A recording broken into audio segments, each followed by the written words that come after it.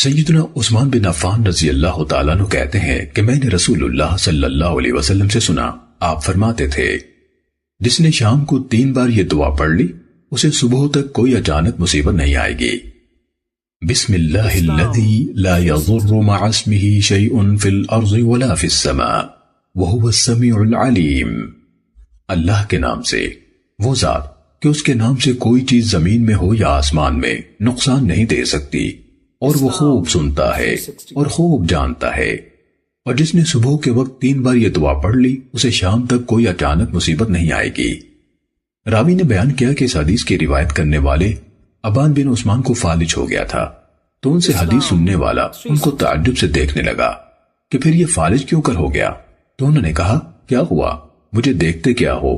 اللہ کی قسم میں نے حضرت عثمان رضی اللہ عنہ پر جھوٹ نہیں بولا ہے، اور نہ حضرت عثمان رضی اللہ عنہ نے رسول اللہ صلی اللہ علیہ وسلم پر جھوٹ بولا ہے، لیکن جس دن مجھے یہ فالج ہوا میں اس دن غصے میں تھا اور یہ کلمات پڑھنا بھول گیا تھا۔